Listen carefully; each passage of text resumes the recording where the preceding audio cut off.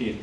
Andy, what's the latest on Tadhg Furlong, and any concerns that it's another calf issue that's flared up for him? No, I think the right thing to do with Tadhg for us and for him is understand what the history has told us, and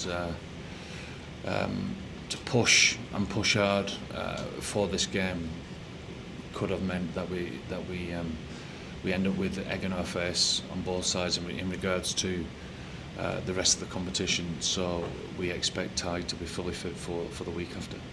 You know, the family aspect is really important for you throughout your time in charge of Ireland. How special is it to be able to give Keane and Sam a start in the same Ireland team?